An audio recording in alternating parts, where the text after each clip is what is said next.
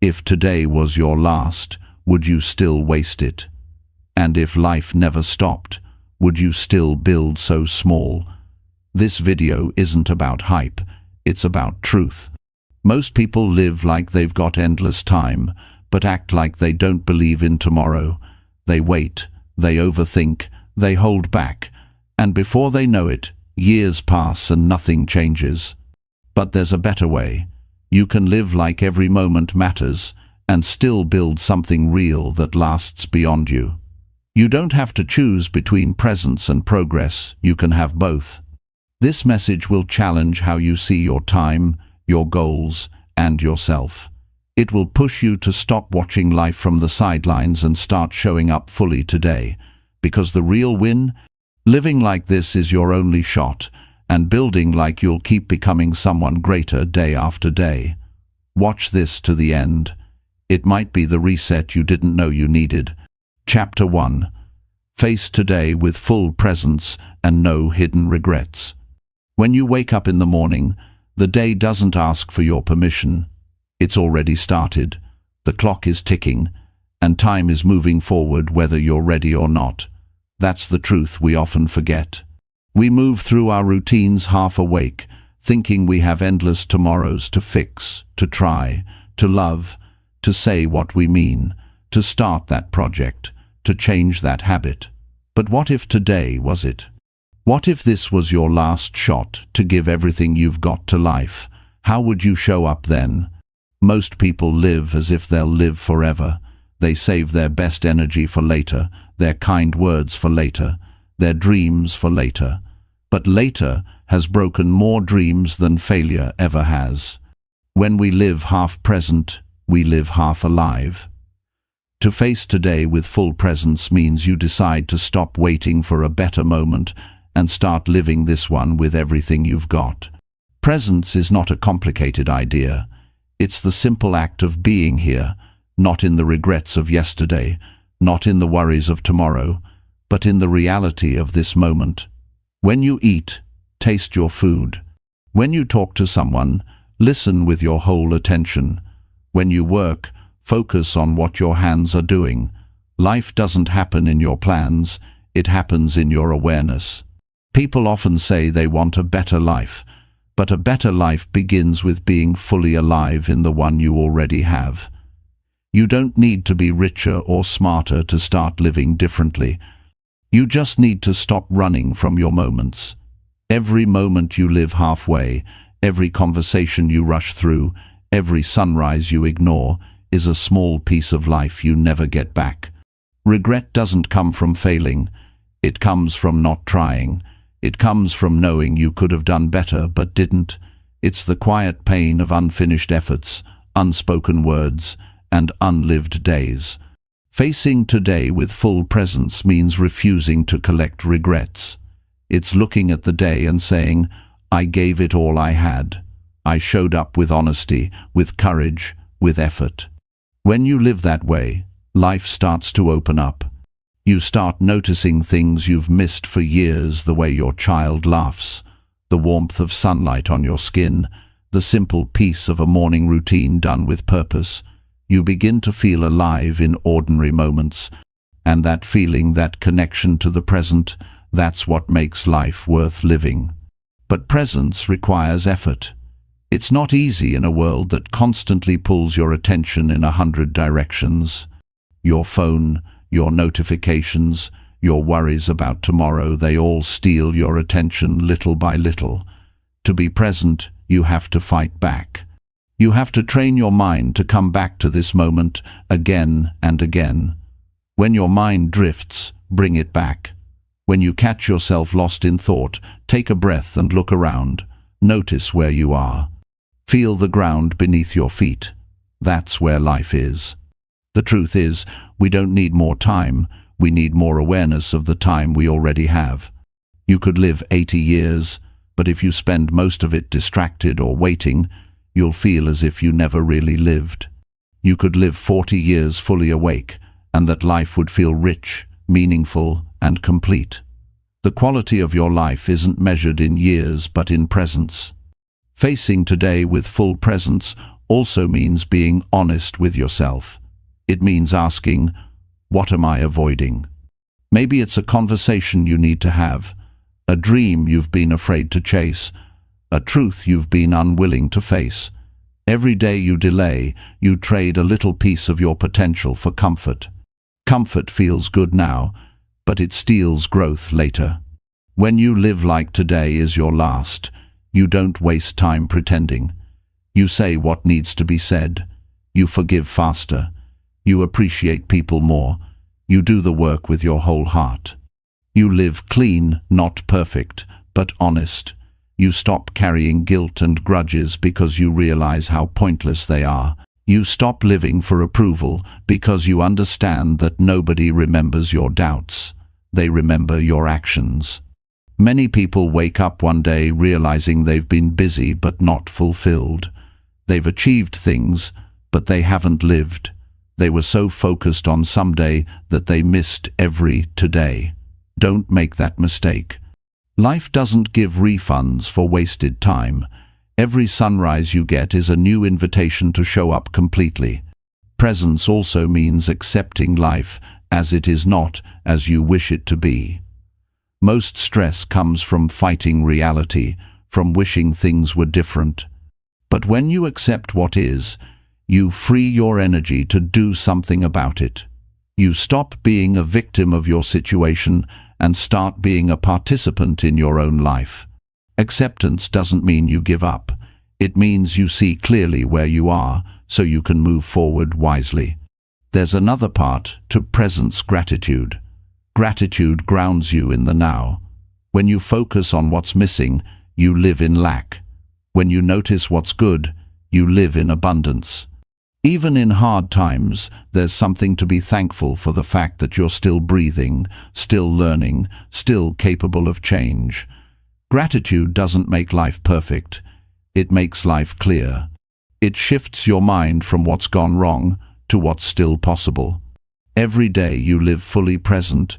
You train your mind to see beauty in simplicity. The morning air, a smile, a meal, a quiet walk. These become experiences, not routines.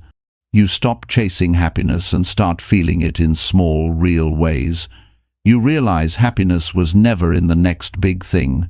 It was always in the depth of your attention. To face today with full presence, start small. When you wake up, take a moment before touching your phone. Breathe. Feel the start of a new day. Think of one thing you're grateful for. As you move through your day, give your full attention to each task. When you talk to someone, look into their eyes and really listen. When you eat, slow down and taste your food. When you work, give your best effort, not because someone's watching, but because you owe it to yourself. At night, reflect on the day. Ask yourself, did I show up today? Did I live like it mattered? If you didn't, that's okay. You get another chance tomorrow until one day you won't. And that's why this matters. See, nobody knows how many days they have left. Some people live like they'll live forever, and they end up wasting the only thing they can't replace: time. The people who live fully are not those who have the most, but those who make the most of what they have. There's a quiet power that comes from living with presence. You stop being afraid of missing out because you're fully engaged in what's in front of you. You stop envying others because you're too busy being alive in your own life. You stop rushing because you realize the only race worth winning is the one against your own potential. You can't change yesterday, and you can't live tomorrow. All you have is now: this breath, this heartbeat, this conversation, this choice. That's where your life is happening. That's where growth begins. Imagine if you lived today as if it truly mattered. You'd speak more kindly, you'd work with focus, you'd smile more, you'd forgive faster, you'd stop holding back your best self. You'd give more, love more, and complain less. You'd stop saying someday and start saying today. When you live like this, you don't just change your day, you change your life. because every day you live with full presence adds up. It shapes your habits, your relationships, your peace. One fully lived day after another becomes a fully lived life. Presence isn't about perfection, it's about honesty. It's about showing up even when you're tired, caring even when no one notices, trying even when it's hard. It's about knowing that this moment right here, right now, is part of your legacy. Life is fragile, it's short, but it's also unbelievably beautiful when you choose to see it. You don't control how long you live, but you do control how well you live. You control whether you show up or drift through your days. You control whether you say, "I'll do it later," or "I'll do it now." So face today with full presence. Give it your heart, your focus, your attention. Speak honestly, work diligently, appreciate the people around you, feel the air in your lungs. Notice that you're alive right now. That's not small, that's everything. When you live this way, something changes inside you. You stop chasing life, and life starts meeting you halfway. You begin to feel at peace, not because everything's perfect, but because you're finally here, not in the past, not in the future, but fully in the miracle of now. That's what it means to face today with full presence and no hidden regrets. It's not a slogan, it's a way of living that gives meaning to every breath you take. It's how ordinary days turn into an extraordinary life. Because the truth is simple, this moment is your life, and it's happening right now. So give it everything you've got. Chapter 2.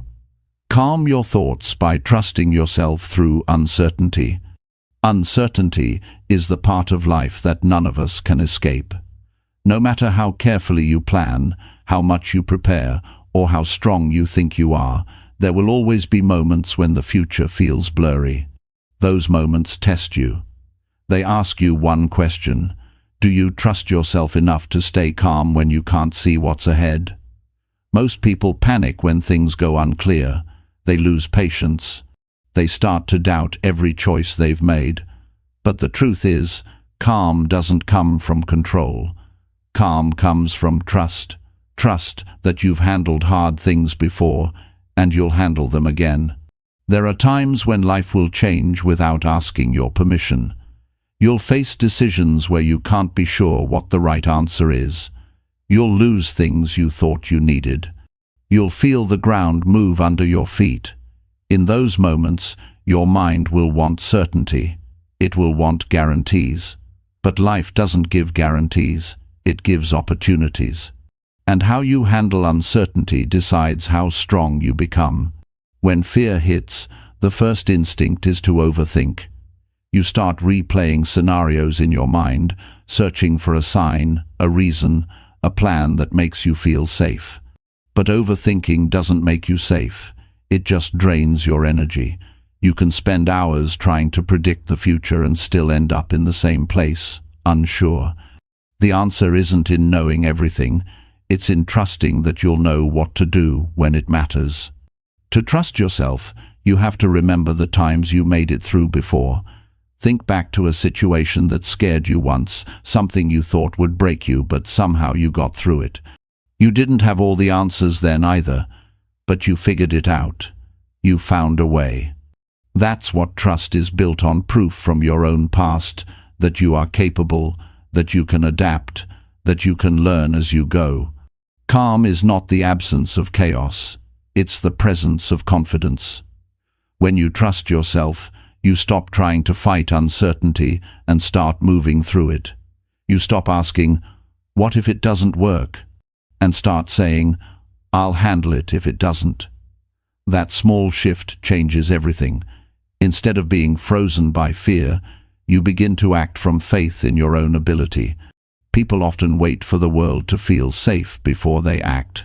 They say they'll start when things settle down, when they know more, when they feel ready. But that day never comes, because life is never fully stable. Growth always comes with risk. The people who move forward aren't the ones who know everything. They're the ones who trust that they can learn whatever's required. You can't calm your thoughts by trying to silence them. You calm them by grounding yourself in truth. The truth that you've faced change before. The truth that fear doesn't mean stop it, means pay attention. The truth that uncertainty is not danger, it's possibility. Every breakthrough, every success, every life change you've admired came from someone who stepped forward not knowing how it would end. Start by talking to yourself with honesty. When your mind spins with worry, don't feed it with panic. Tell yourself, I don't have to know everything right now. I just need to trust myself enough to take the next step. You don't climb a mountain in one jump. You take it one step at a time, trusting that each move will reveal the next. The mind always wants control because control feels safe.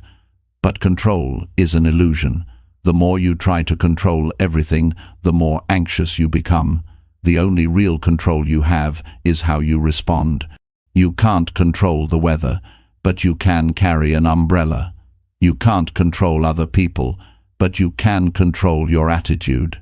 You can't control the future, but you can control your choices right now.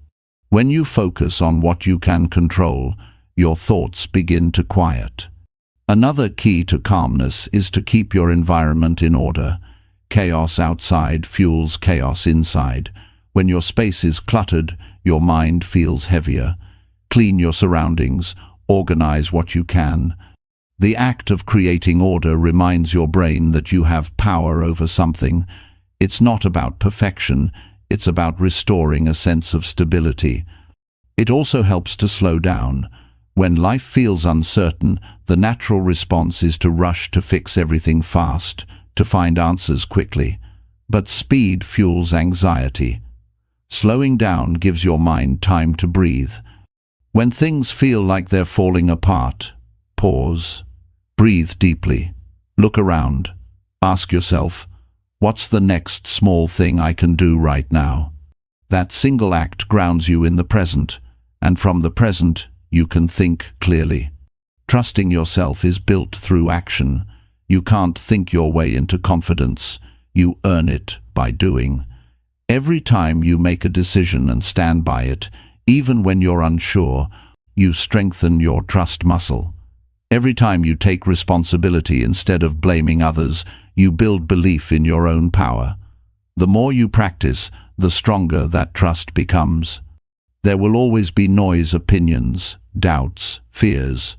People will question your path. Some will try to make you doubt yourself. That's why self-trust is vital. When you trust yourself, you don't crumble under pressure. You listen, you evaluate, and you choose your direction with calm clarity. You stop needing approval because your own approval becomes enough. Remember, calm doesn't mean nothing bothers you. It means things bother you less because you believe in your ability to handle them. Life will test that belief. You'll have days when everything feels uncertain, when plans fall apart, when you're unsure what's next. On those days, remind yourself, you've been through hard things before, and you're still here. You're wiser, stronger, and more capable than you give yourself credit for. You can create small practices to strengthen that inner calm. Start your day with silence. Before reaching for your phone, take a few minutes to breathe and notice how you feel. Write down one thing you're grateful for and one thing you're ready to face today. That act of acknowledgement builds awareness. Throughout the day, when anxiety rises, return to your breath. Slow, deep breathing signals your brain that you are safe. Another powerful habit is journaling through uncertainty. When your mind is full of worries, put them on paper. Writing helps you separate facts from fears. You start to see that many of your thoughts are just predictions, not truths. This awareness reduces their power. Once your worries are visible, you can focus on what's real and what you can actually do about it. Surround yourself with calm energy. Spend time with people who bring you peace, not panic. The company you keep shapes your mindset. Listen to voices that encourage growth, not fear. Protect your mental space the same way you'd protect your home. You decide what enters. The process of trusting yourself also means forgiving yourself. You won't always get things right. You'll make mistakes, miss chances, say the wrong thing, or choose a path that doesn't work out. That doesn't mean you can't trust yourself. It means you're human. Self-trust grows when you stop punishing yourself for being imperfect and start learning from every experience. Calmness through uncertainty isn't built overnight. It's built each time you choose patience over panic, reflection over reaction, progress over perfection. Every small win counts. When you stay calm, your mind opens. You begin to see solutions that fear would have hidden. You begin to think clearly, act wisely, and lead yourself with confidence. When things feel uncertain, remind yourself that uncertainty is not a sign of failure, it's a sign of movement. It means you're growing, stretching beyond comfort, stepping into the unknown where growth happens. You can't evolve while holding on to guarantees. Every meaningful change begins with a moment of not knowing. There's peace that comes from trusting that life unfolds as it should. You may not understand every challenge while you're in it, but someday you'll look back and see why it had to happen that way. The people you met, the lessons you learned, the strength you discovered, they'll all make sense. You can relax into that truth even before you see the full picture. No one avoids uncertainty. The difference between people who break under it and those who rise through it is the relationship they have with themselves. If you build trust with yourself, you'll always have a steady center no matter what happens around you. So, when the future feels unclear, stop running from the feeling. Stand still for a moment. Breathe. Remind yourself that you've faced the unknown before. Tell yourself, I can handle this. Then take one step forward. That's how you calm your thoughts, not by escaping uncertainty, but by walking through it with faith in yourself. When you start living that way, uncertainty loses its power. You stop seeing it as a threat and start seeing it as a chance to grow. You stop fearing change and start working with it. You realize that no matter what happens, you'll adjust, you'll learn, and you'll continue. That's the strength of true calmness. It doesn't come from everything being certain, it comes from knowing that you'll be okay even when it's not. And that's the kind of calm that lasts. It's not the calm that depends on quiet conditions. It's the calm that survives the storm. It's the peace that says, whatever comes next, I trust myself to face it. When you reach that point, life becomes lighter. You still face challenges, but you don't crumble. You still feel fear, but it doesn't control you. You stop waiting for life to be easy and start becoming strong enough to meet it as it is. That is the real power of trusting yourself through uncertainty. It's not arrogance. It's not pretending you know everything. It's choosing to believe that no matter what happens, you will respond with courage, wisdom, and grace. That's how you calm your thoughts. That's how you grow stronger. That's how you move forward, even when you can't see what's ahead. Chapter 3. Grow real confidence by doing what you said you would. Confidence is not something you are born with. It's not a gift life hands out to a lucky few. Confidence is built. It's earned. It grows every time you keep your word to yourself. Real confidence doesn't come from compliments or achievements. It comes from knowing deep down that when you say you'll do something, you actually follow through. That's where strength begins. In quiet promises that you keep when nobody's watching. Most people think confidence is about feeling ready before they start. They wait for the right mood, the right motivation, the right moment. But those moments rarely come. The truth is, confidence doesn't appear before action. It grows after action. You become confident by doing. Every time you take action, no matter how small, you prove to yourself that you can count on you. That's how you build trust with yourself. And self-trust is the foundation of confidence.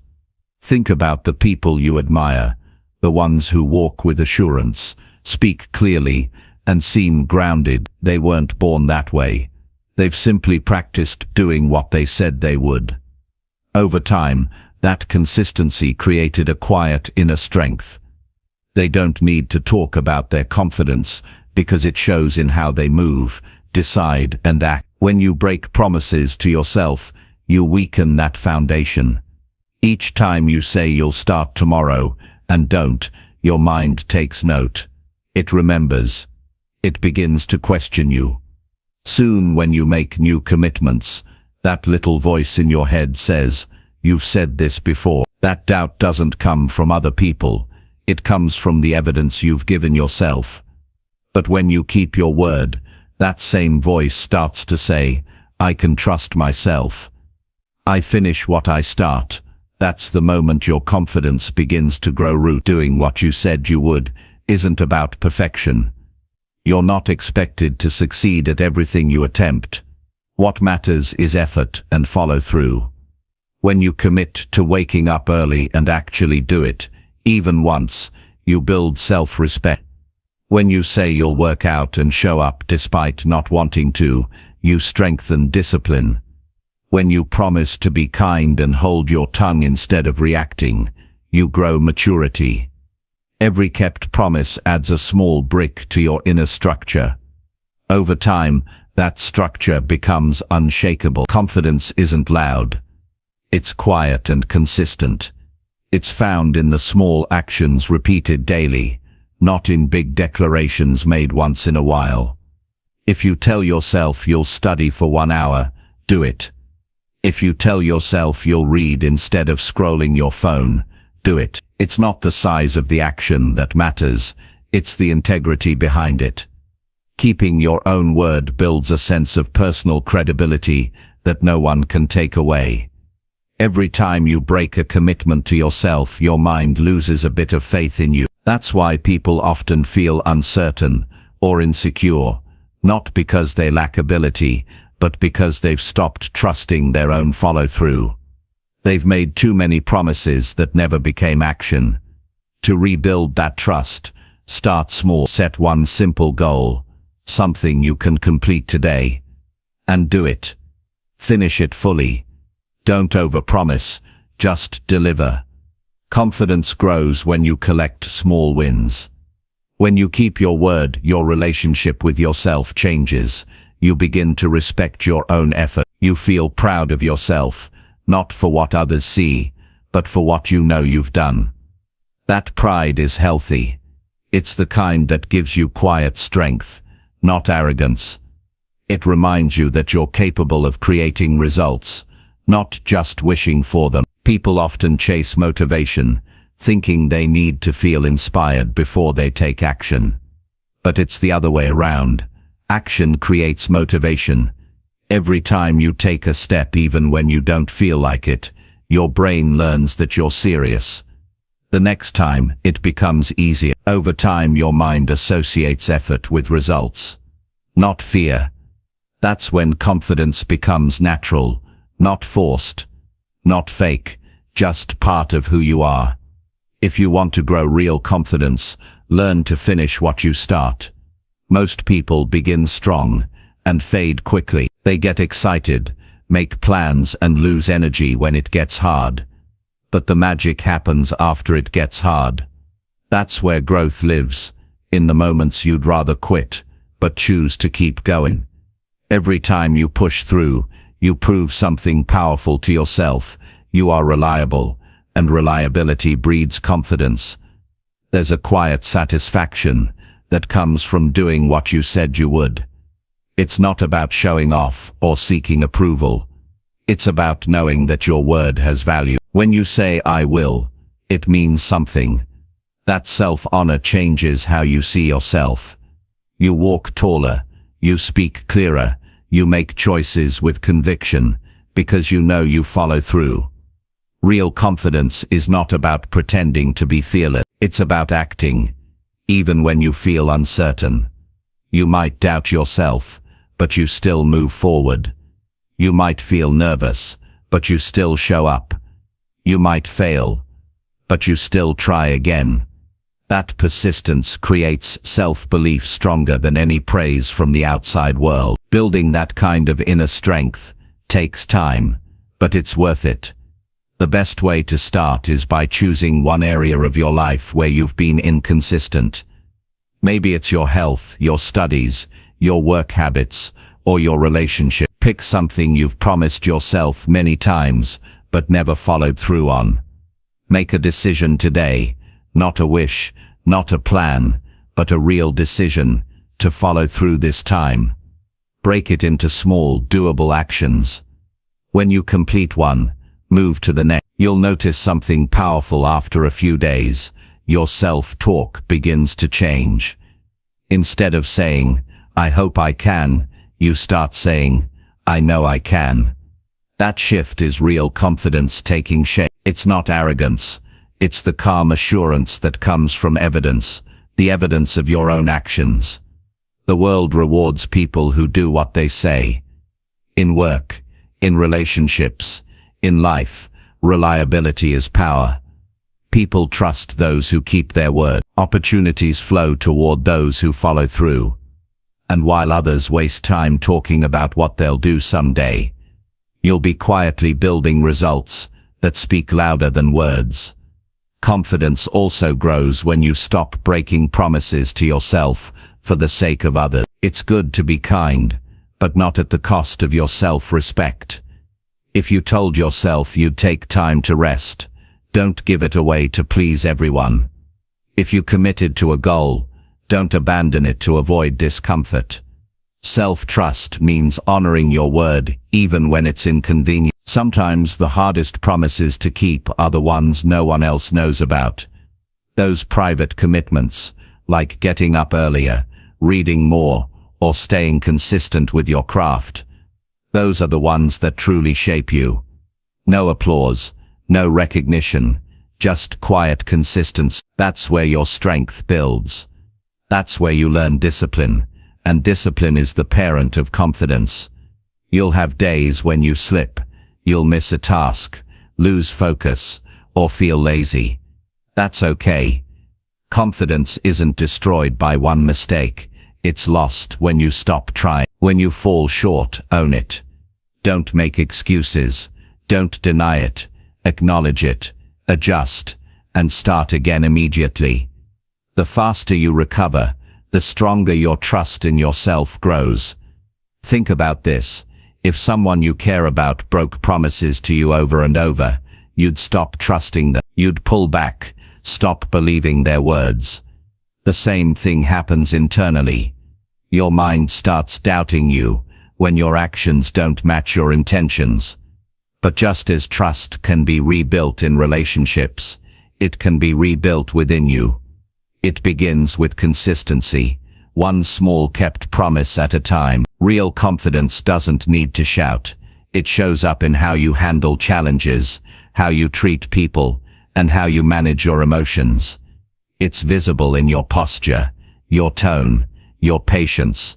It's the quiet assurance that says, "I'll be okay, because I can depend on myself." You might not control outcomes, but you can control your effort.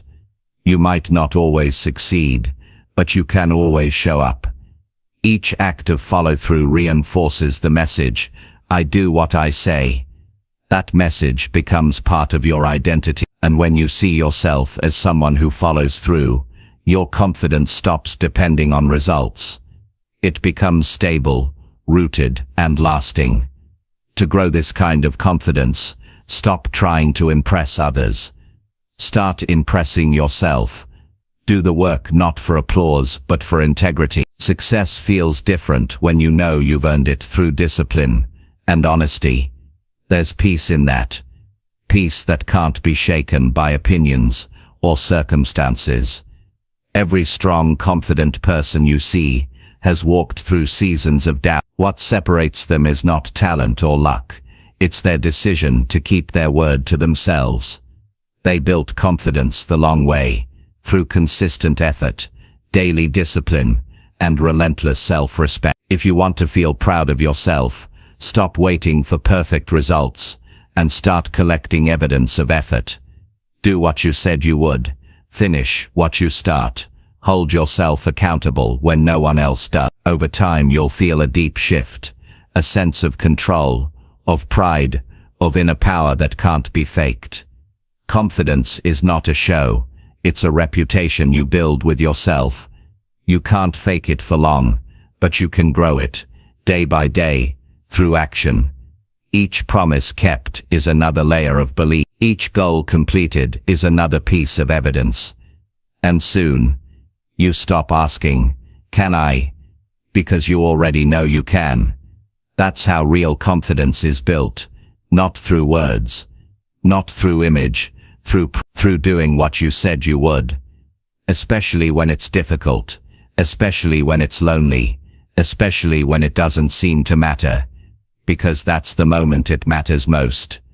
That's the moment when your character is built, and that character becomes the foundation of a confidence that no failure, no criticism, and no challenge can ever shake. Chapter 4.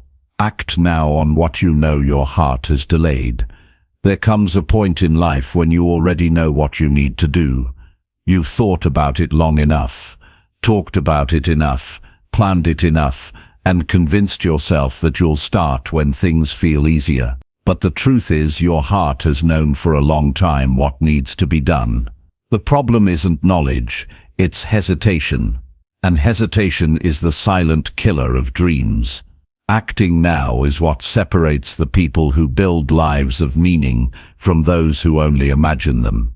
There's something inside every person that whispers what's right. You feel it in quiet moments, when you're alone, in those flashes of truth that appear before fear takes over. It's that inner voice that says, "You need to start this. You need to change that. You can't keep living this way." Most people hear it, but very few act on it. They bury it under distractions, logic, and excuses, because following it usually means stepping into the unknown.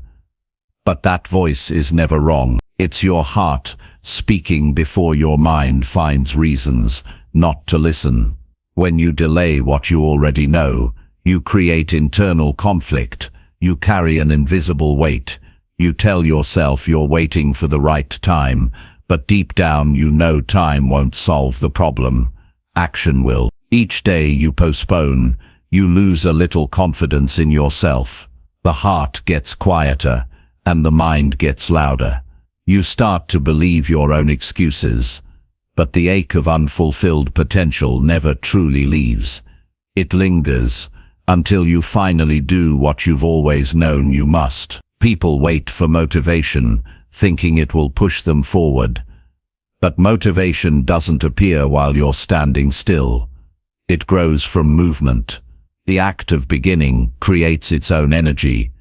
The longer you sit in hesitation, the heavier it feels to move. But the moment you take that first small action, even the smallest one, the weight begins to lift.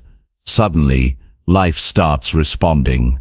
New paths appear, new strength shows up, and you realize that you never needed to feel ready. You just needed to start. Everyone has a dream or a goal that's been sitting in the back of their mind. It might be writing a book, starting a business, having an honest conversation, leaving a toxic situation, or changing a habit that's been hurting them. You've told yourself you'll do it someday, but someday is not a date on the calendar. It's an illusion that keeps you safe, but stuck. Acting now doesn't mean you'll get it all right. It means you're finally choosing to move instead of standing still. Action brings clarity. Thinking only brings noise. The more you overthink, the less you do, and the less you do, the more confused you become. But when you act, you start to see what works and what doesn't. You get feedback from life. You learn faster in 1 week of doing than in 1 year of waiting. That's why acting now is powerful. It transforms uncertainty into experience.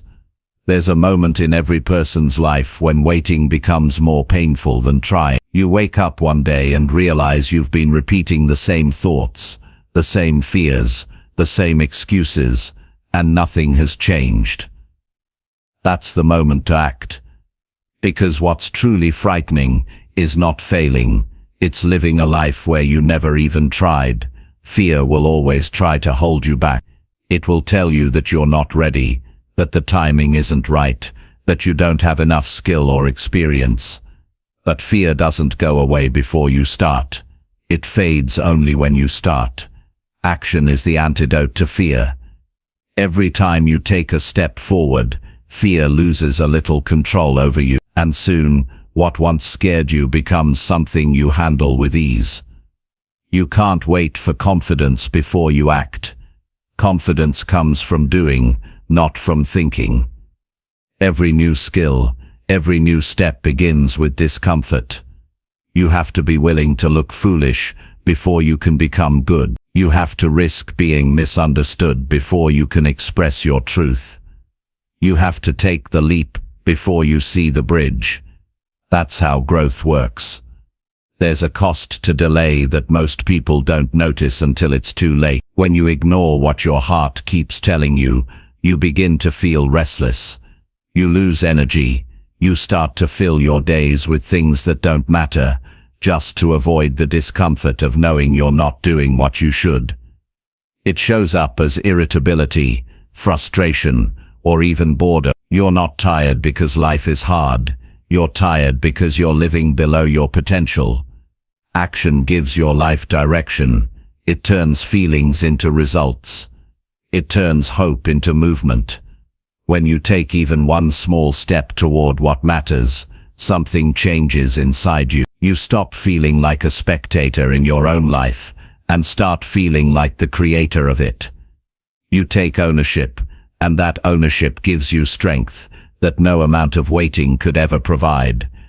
Think about something you've been putting off, something that keeps resurfacing in your mind. Ask yourself what would happen if you acted on it today. Not next week, not when you have more time, not when you feel ready. Today. What's one action you can take right now to move it forward? The hardest part of change is not the process, it's the first step. Once you begin, everything after becomes easier. You don't have to make giant moves. You just have to begin. Send the email, make the call, write the first paragraph, start the workout, register the idea. Change begins with one decision followed by one action. And if you stay consistent with those small actions, momentum takes over. You'll wonder why you ever waited so long. You might think starting small won't make a difference, but what feels small today becomes significant tomorrow. One small decision can alter your entire direction. One brave moment can rewrite your story. The people who achieve meaningful change are not the ones who waited for perfect timing. They're the ones who acted in imperfect conditions and improved along the way. Your heart always knows before your mind catches up. It knows when something in your life no longer fits. It knows when it's time to move forward. You can ignore it for a while, but not forever. Because when you ignore what's true, life starts to push you. The signs get louder, missed opportunities, recurring frustrations, inner emptiness. The world has a way of nudging you until you finally listen. Acting now isn't about chasing success. It's about aligning your actions with your truth. You owe it to yourself to follow through on what your heart has delayed. You owe it to the person you're becoming. Every time you follow that inner pull, you expand your life. You grow new courage, new skills, and new confidence. You start to trust your instincts again. You begin to live with clarity instead of confusion. There's something freeing about taking responsibility for your own progress. When you stop waiting for someone else to push you, you realize that the power has always been in your hands. No one is coming to save you. No one is coming to hand you your dream. It's your move. The more you wait for perfect conditions, the more opportunities slip through your fingers. Sometimes you delay because you want certainty, but certainty doesn't exist. You'll never know how things will unfold until you start. The people who achieve great things rarely knew how it would all work out. They just had faith that action would teach them what thinking couldn't. They stepped forward into uncertainty and learned as they went. You can do the same. You might fail, you might make mistakes, you might even fall flat. But you'll grow in ways you never could have from the safety of hesitation. You'll learn what works, who you are, and what you're capable of. And when you look back, you'll be proud, not because everything went perfectly, but because you finally acted when it mattered. Each moment you act on your truth, you reclaim a piece of your power. You stop living by fear and start living by intention. You realize that progress doesn't come from knowing everything. It comes from trusting that you'll handle whatever happens. You'll figure it out. You'll adapt. You always have. Your heart delays action because it fears loss, the loss of comfort, of approval, of the familiar. But the real loss comes from not acting. You lose time, momentum, and potential. You lose the chance to grow into who you could be. Fear tells you to wait. Wisdom tells you to move.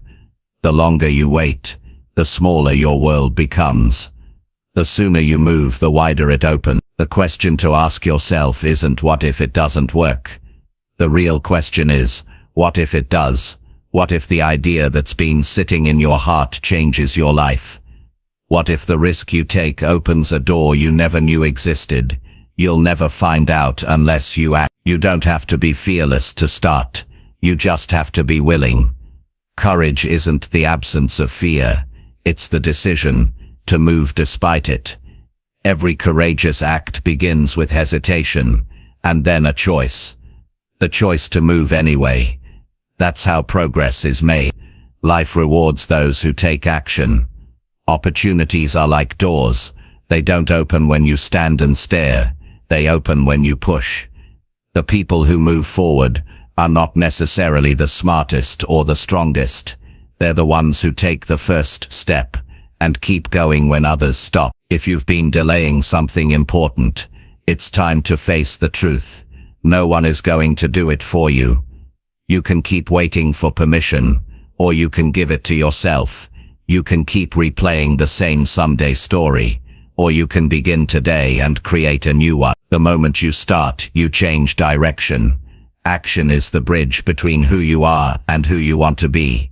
It's the link between dreams and reality. Every day you delay, the bridge weakens. Every day you act, the bridge strengthens. That's why you can't wait for the perfect plan. You have to start building the bridge as you walk it. You'll never regret acting on something your heart knows is right. Even if it doesn't go as planned, you'll gain something valuable: experience, wisdom, courage. But you will regret never trying.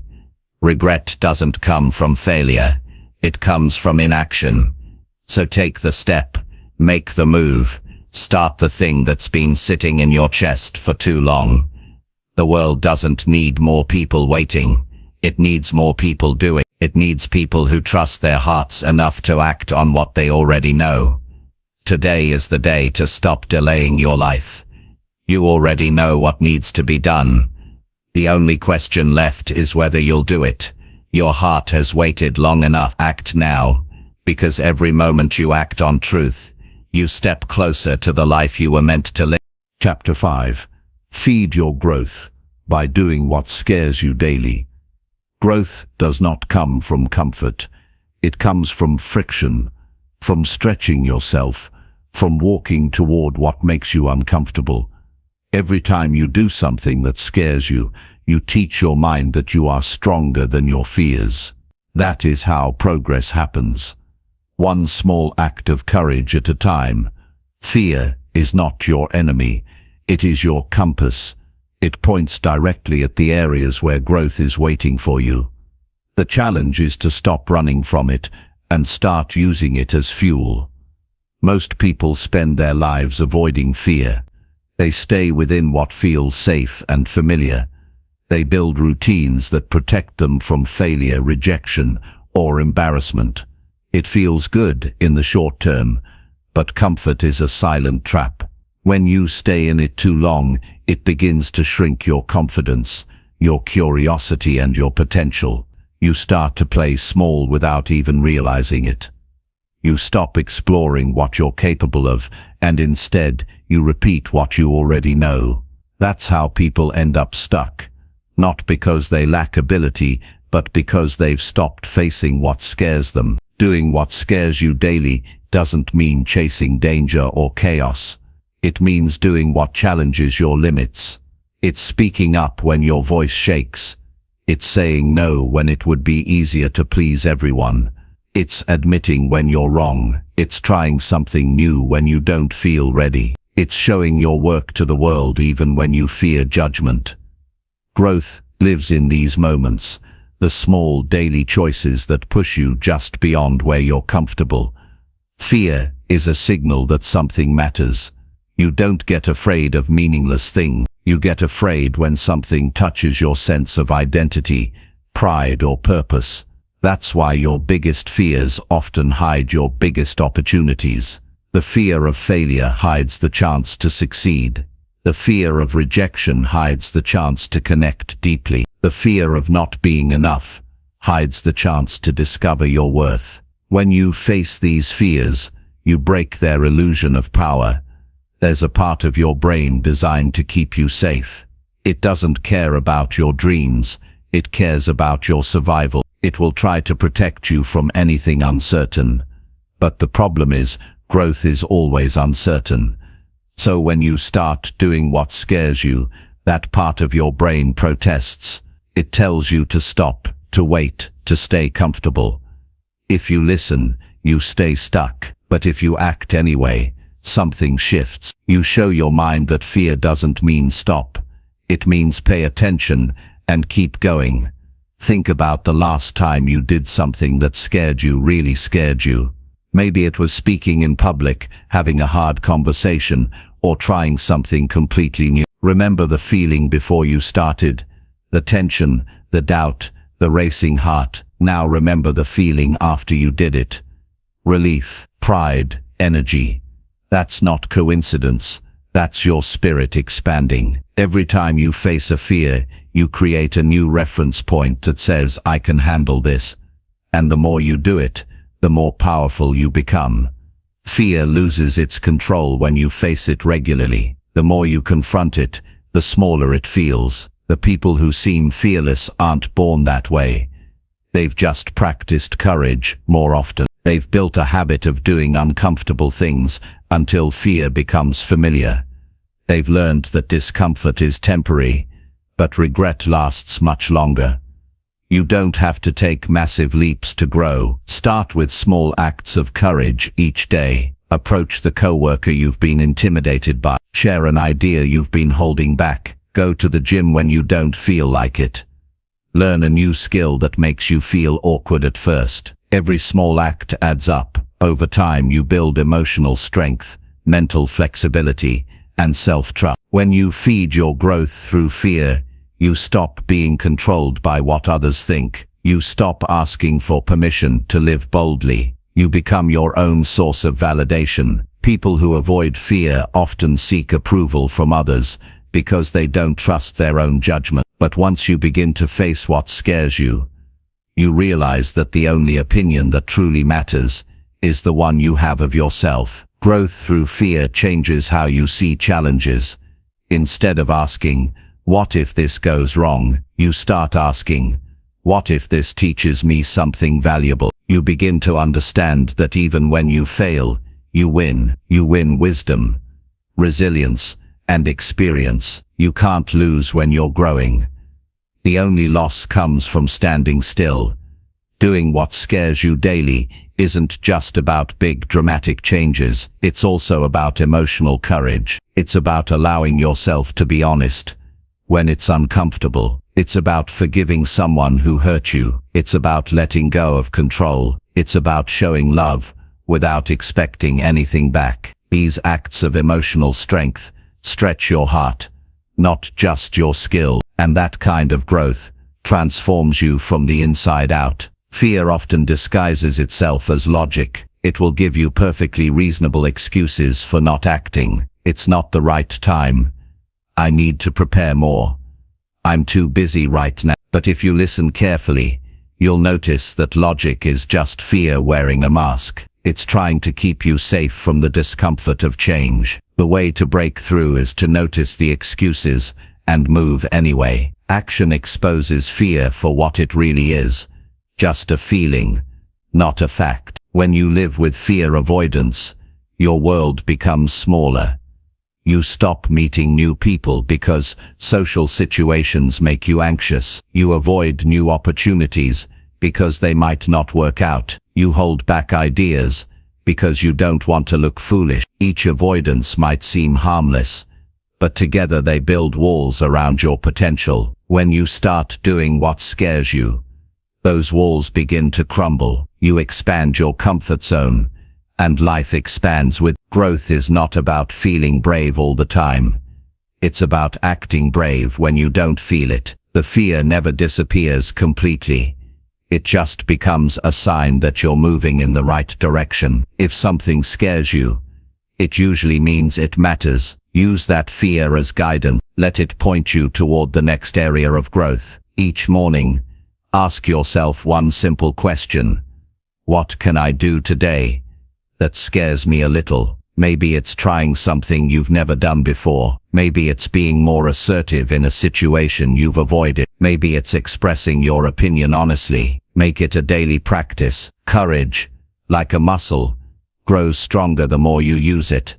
Facing fear daily also builds humility. It reminds you that you're always learning, always growing. It keeps you from getting complacent. When you challenge yourself regularly, you become adaptable. You stop being afraid of change because you've learned to move with it. That adaptability becomes one of your greatest strengths in a world that never stays. Sometimes doing what scares you means taking responsibility for your own happiness. It's easy to blame circumstances, luck, or other people for why things aren't better, but it takes real courage to look in the mirror and say, if I want change, I have to create it. That level of honesty can be uncomfortable, but it's the starting point of every transformation. When you start feeding your growth with fear, you develop a different relationship with failure. You begin to see it not as an ending, but as information. Failure is not proof of inadequacy.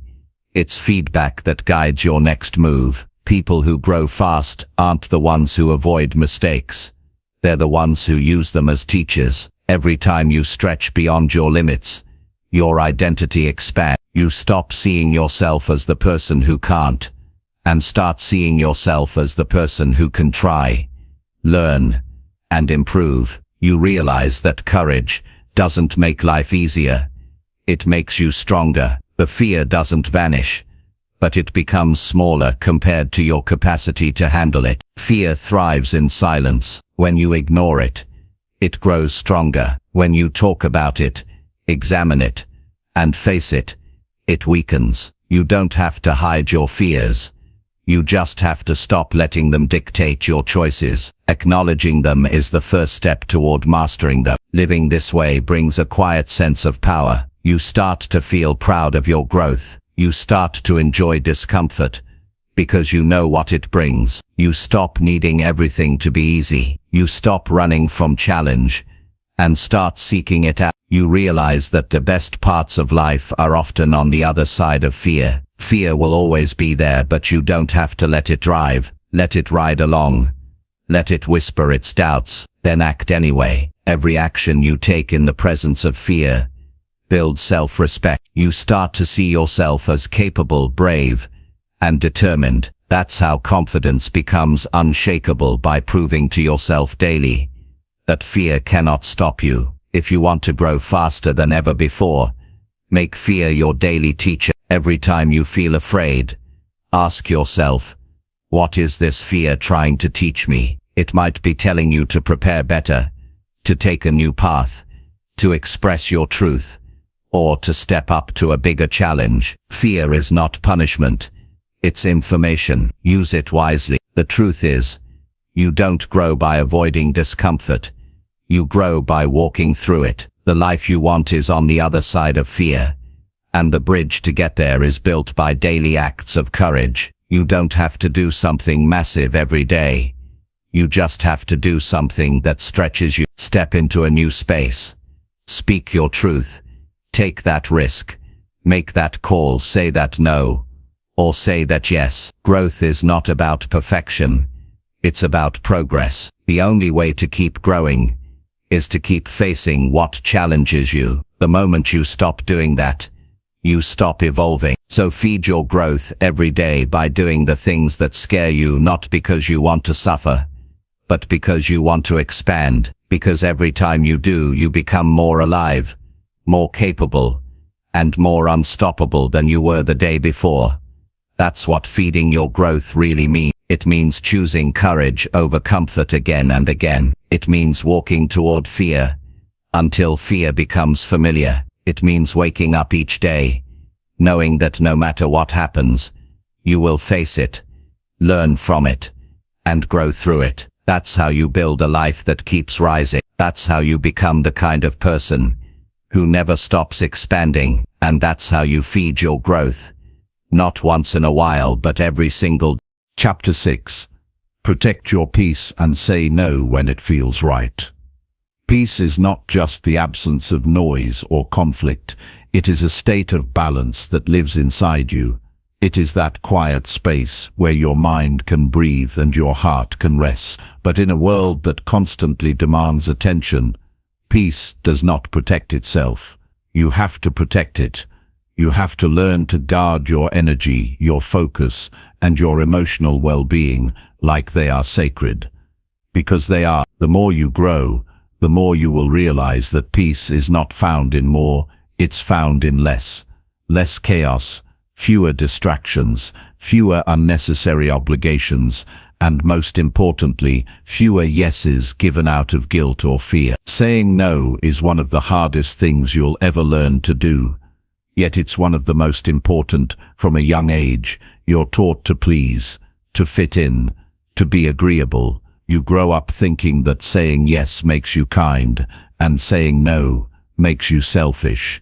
But that's not true. Every time you say yes to something that drains you, you are saying no to something that could build you. Every unnecessary yes steals a piece of your focus, your joy, your freedom. Protecting your peace means being honest about what matters to you. It means checking in with yourself. Before you commit, it's pausing to ask, do I really want this? Does this align with what I need right now? Most people skip that question because they fear disappointing others. But when you live your life trying to please everyone, you end up betraying yourself. And nothing destroys peace faster than self-betrayal. The truth is, not everything deserves your time, not every opportunity, not every invitation, not every conversation needs your energy. There's power in walking away from what drains you, even if it doesn't make sense to others. You don't owe anyone an explanation for protecting your mental and emotional space. Peace grows when boundaries are clear. Boundaries are not walls, they are lines of respect. They remind you where you end and where the world begins. Without them, people will take as much as you allow. Not because they are bad, but because that's human nature. People test limits. It's your job to define yours. Saying no is not rejection, it's protection. You can't create a peaceful life while living in constant obligation. You can't rest when you're always saying yes to things that don't matter to you. Peace requires space. It needs moments of stillness. It needs time alone. It needs breathing room to exist. When you overcommit, you suffocate that space, and you begin to feel overwhelmed, resentful, and tired. Not because life is cruel, but because you've handed your peace away piece by piece. There's a certain kind of strength in saying no without apology. It means you value your time. It means you've learned that peace is more important than approval. You can be kind and firm at the same time. You can care for people without carrying their weight. Maturity is learning that you are not responsible for keeping everyone happy. Your responsibility is to live in a way that keeps you healthy, focused, and fulfilled. Many people fear that saying no will make others think less of them. But the opposite is true. When you set boundaries, you teach people how to treat you. The more consistent you are with your limits, the more respect you earn. People might resist at first, especially if they've been used to your constant yes. But in time, they'll learn that your no is a sign of self-respect, not rejection. Peace also means walking away from conversations that go nowhere, from arguments that drain your energy, and from relationships that no longer grow you. You can't heal in the same environment that hurt you. Protecting your peace sometimes means loving people from a distance. You can care without constantly engaging. You can forgive without reconnecting. You don't have to explain your peace to anyone. The more you try to justify your decisions, the more you hand away the control you're trying to reclaim. Your peace is your responsibility. No one else will guard it for you. The world will always ask for more time, more energy, more attention. It's up to you to decide how much you can give without losing yourself. Saying no is not a rejection of others. It's an affirmation of your priority. It's choosing what truly matters over what merely appears urgent. The more you practice it, the easier it becomes. Start small. The next time you feel that hesitation before agreeing to something, pause. Ask yourself if this commitment brings peace or pressure. If it brings pressure, honor that feeling and choose no. That moment of discomfort is temporary, but the peace that follows is lasting. Peace is also about the company you keep. Surround yourself with people who bring calm instead of chaos. Be around those who respect your boundaries and support your growth. You don't need to explain your limits to people who understand you. They'll naturally honor them. But if someone consistently crosses them, that's not love. That's control. Protecting your peace sometimes means letting go of those who thrive on drama or negativity. When you stop trying to please everyone, you discover a deeper joy. You find that your energy returns. You start sleeping better, thinking clearer, feeling lighter. That's what peace does. It restores you. You begin to notice the small pleasures again. Quiet mornings, meaningful conversations, simple moments of gratitude. Peace brings you back to yourself, but peace doesn't come automatically. It requires discipline. It requires saying no to gossip, to comparison, to distractions, to habits that keep you stuck. It means turning off your phone for an hour. It means choosing solitude over noise. It means focusing on what you can control and releasing what you can't. When you stop fighting everything outside of you, you finally find stillness inside of you. Protecting your peace also means being mindful of what you consume. Not just food, but information, entertainment, and conversations. Everything you allow into your mind shapes your mood and your energy. If you constantly feed your mind with negativity, you can't expect peace to grow. Choose wisely. Feed your thoughts with truth, hope, and inspiration. There's another layer to this, learning to say no to your own impulses. Sometimes the enemy of peace isn't outside of you, it's within you. It's the part that says yes to instant gratification, to unnecessary drama, to overthinking, to worry. Self-discipline is one of the highest forms of self-care. It's choosing long-term peace over short-term pleasure. You will disappoint people when you start protecting your peace, and that's okay. You're not responsible for other people's comfort when it costs you your calm. Peace doesn't mean avoiding responsibility. It means honoring your limits. It means doing what's right, not what's easy. It means being okay with people misunderstanding you, because you finally understand yourself. There's a certain beauty in a peaceful life. It's not loud or dramatic. It's calm, steady, and clear. It's waking up without dread. It's going to bed without resentment. It's handling challenges without falling apart. It's the freedom of knowing that your well-being doesn't depend on others. It depends on your choices.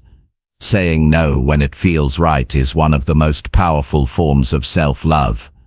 It's a declaration that you value your time, your energy, and your inner balance. It's not about being cold.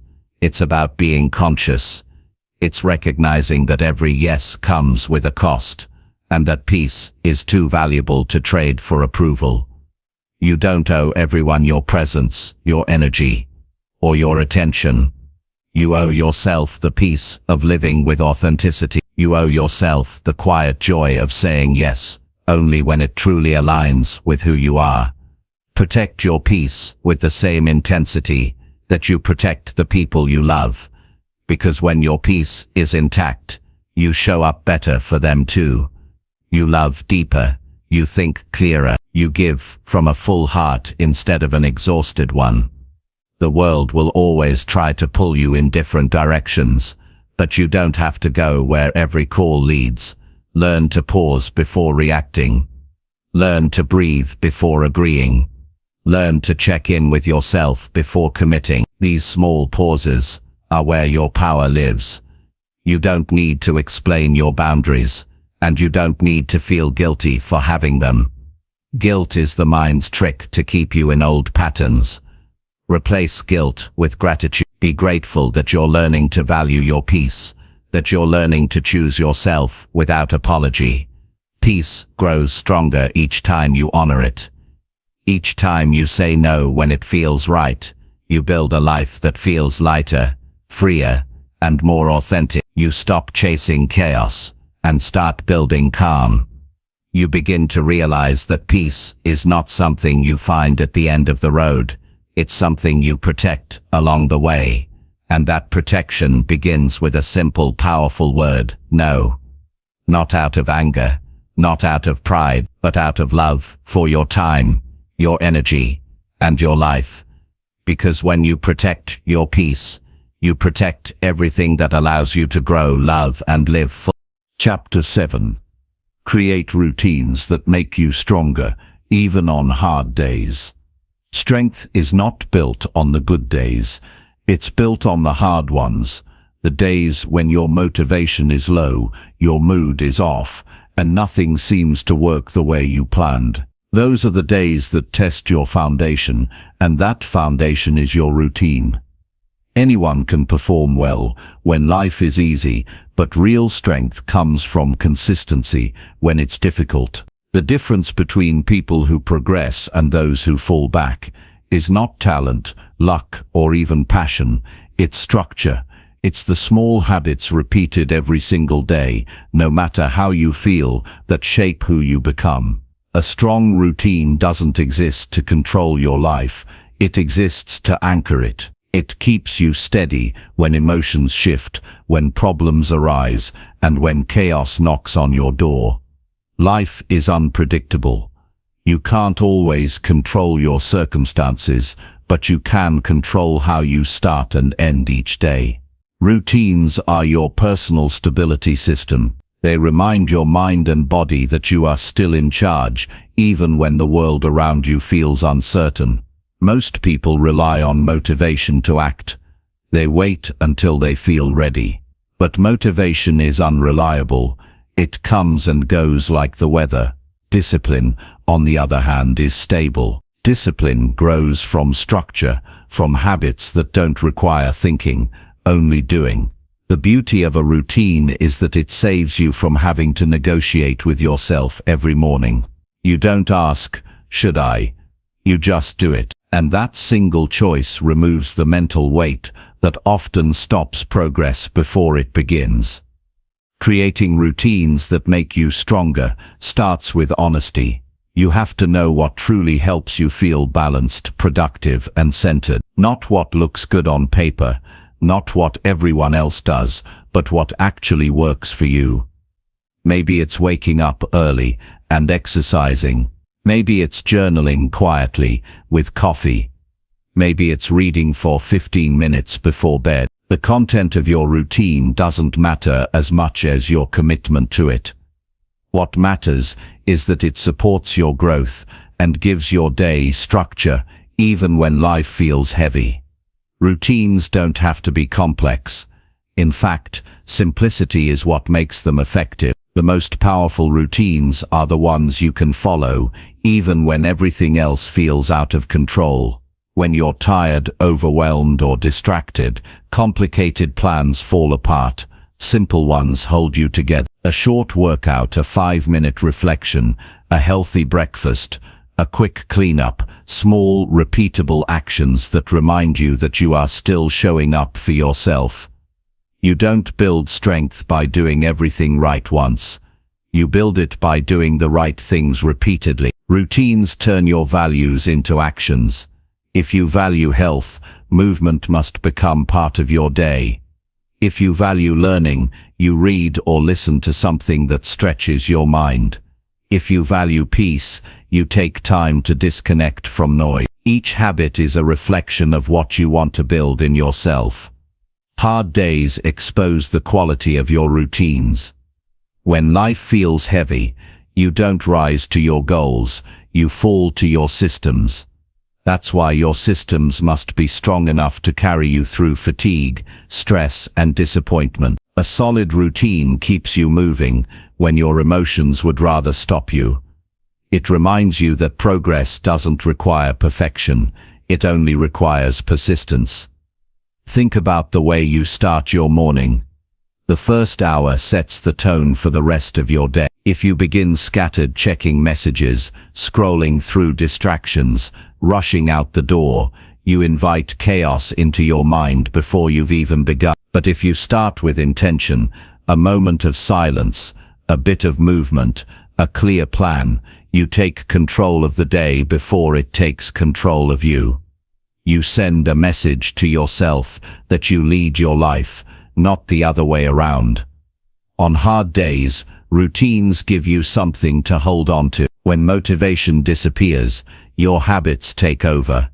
You might not feel like exercising, but if it's part of your daily rhythm, you'll do it anyway. You might not feel like reflecting, but if you've built that into your routine, it happens naturally. And once you begin, momentum often follows. The act of doing, even when it's difficult, reignites energy that thinking never could. Routines also help manage your emotions. When life feels uncertain, structure provides calm. It's not about rigid control, it's about predictability in a world that's always changing. When you know what your day looks like, even in broad strokes, you reduce anxiety and decision fatigue. You free mental energy for creativity and problem solving. You stop reacting to life and start directing it.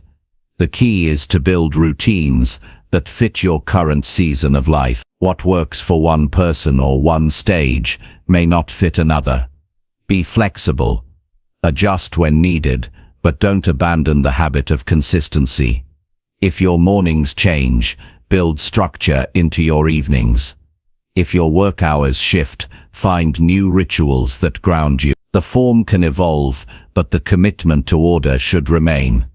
Creating a strong routine also means designing for recovery. Strength is not just about effort, it's about balance. Include moments of rest in your structure.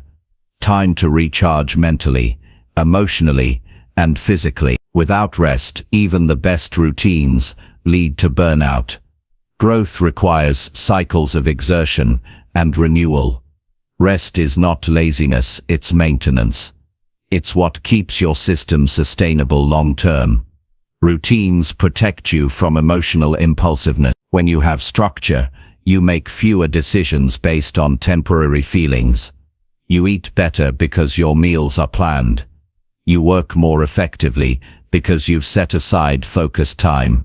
You think clearer because you've created moments of stillness. Without routines, Every choice becomes a battle between what you want now and what you want most. But when habits take over, the right choices happen almost automatically.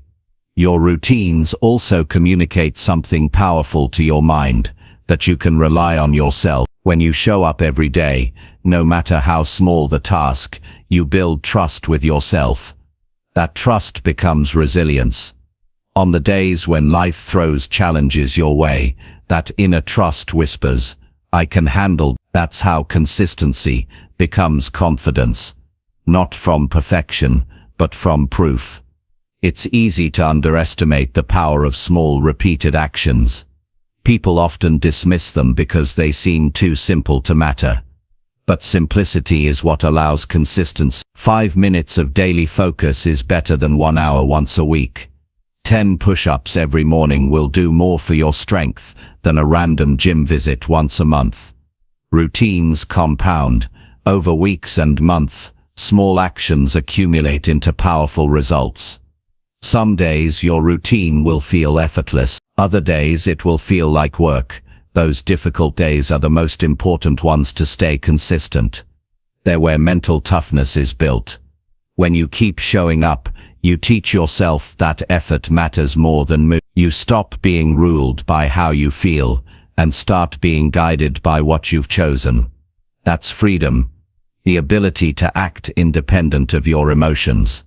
To create routines that make you stronger, focus on what truly sustains you. Ask yourself, what habits make me feel alive, stable and capable? What actions improve my energy and mindset, even when the world feels heavy? Start there. Design your routine around nourishment, not punishment. The goal isn't to force yourself, it's to build a life that supports your strength naturally. Avoid perfectionism. Routines are tools, not prison. You don't have to follow them flawlessly to benefit. Missing a day doesn't erase progress. What matters is returning. The strength of your routine is measured, not by how perfectly you follow it, but by how quickly you return to it when life knocks you off track. Flexibility and persistence can coexist. Your evenings matter just as much as your mornings. Ending your day with order prepares your mind for rest and clarity. Reflect on your day. Ask what worked, what drained you, and what you can improve tomorrow. Simple. Acts like preparing for the next morning, writing down 3 wins, or expressing gratitude shift your mindset from exhaustion to satisfaction. That emotional reset helps you start strong again. Routines are not about controlling every moment. They are about creating rhythm in a world full of noise. They teach your mind to move with purpose instead of reacting to chaos. They help you focus on progress, not perfection. They remind you that you are responsible for the energy you bring to your day. Over time, routines turn into identity. You stop saying "I'm trying to be consistent" and start saying "this is who I am." You become the kind of person who takes care of their health, who plans ahead, who finishes what they start. And when hard days come, and they always do, your habits carry you through like muscle memory. You don't crumble because you've already built the discipline to stand. Strong routines make life simpler, not stricter. They give you the freedom to focus on what truly matters. They create space for creativity because your basics are already taken care of. They help you show up with strength, even when motivation fades. If you want to build lasting resilience, don't wait for the perfect time to start. Begin now. Choose one area of your life and create a simple habit that supports your growth. Keep it small enough to sustain but meaningful enough to matter. Protect that habit fiercely. Guard it from excuses, from laziness, from doubt. Because once your routine becomes part of you, life can shake you, but it cannot break you. The truth is, everyone faces hard days. No one escapes. But the difference between those who survive and those who grow is what they've built before those days arrive. Routines are your preparation for life's unpredictability. They give you strength, not because they remove struggle, but because they help you handle it with calm and confidence. So create routines that keep you grounded. Build them with care, follow them with consistency, adjust them with wisdom. Let them hold you when life gets hard. Because when your structure's strong, you are strong, and that strength will carry you through every season of your life. Chapter 8. Reflect nightly, and notice how small progress shapes you. Growth often happens quietly. It doesn't shout, it doesn't demand attention, and it rarely feels dramatic in the moment. It hides in the details, in the small choices you make, in the habits you repeat, in the things you do when no one is watching. Every night before you sleep, you have an opportunity to meet yourself again, to look back on your day and see how far you've come. Reflection is not about judging yourself, it's about understanding yourself. It's about noticing how the small steps you took today are shaping the person you're becoming tomorrow. Most people underestimate the power of reflection. They rush from one day to the next, always focused on what's ahead, rarely pausing to notice the lessons behind them. But without reflection, progress becomes invisible. You might be growing, but if you never stop to see it, it feels like you're standing still. Reflection is what turns experience into wisdom. It's what allows you to extract meaning from everything you go through. When you reflect nightly, you train your mind to slow down. You shift from reacting to your day to learning from it. You begin to see patterns, what gave you energy, what trained you, what made you proud, and what you can do better tomorrow. That awareness is where self-improvement truly begins. Because you can't change what you don't notice. Small progress often goes unseen because it doesn't feel like much. You might have gone for a short walk instead of skipping it. You might have read a few pages of a book. You might have chosen to stay calm in a situation that once triggered you. Those moments may seem insignificant, but they're not. Each one is a small deposit into your growth account. Over time, those deposits compound, and suddenly you realize you've changed, not because of one grand decision, but because of hundreds of small ones made consistently. Reflection helps you notice those subtle wins. It reminds you that growth isn't a straight line, it's a gradual climb. Some days you'll feel strong, others you'll feel tired, but every day holds some kind of progress if you look closely enough. When you reflect, you start to recognize the difference between motion and meaning. You stop chasing perfection and start appreciating effort. The best time to reflect is at night, when the world quiets down and you can hear your thoughts clearly. You don't need an elaborate process. All you need is a few minutes of honesty. Ask yourself simple questions. What did I do well today? What did I learn? Where did I hold back? What am I grateful for right now? These questions pull your focus toward awareness, not judgment. Reflection is not about listing what went wrong. It's about understanding why things happened the way they did. Maybe you lost focus because you didn't rest enough. Maybe you felt unmotivated because you're chasing goals that don't truly matter to you. When you see the pattern, you gain power over it. You begin to adjust intentionally instead of drifting aimlessly. You'll also find that reflection builds gratitude. When you pause at night to review your day, you start to see moments of good that you would have otherwise missed. A kind gesture, a deep conversation, a small success that made you smile. Gratitude sharpens your vision. It teaches your mind to look for what's working instead of only noticing what's lacking.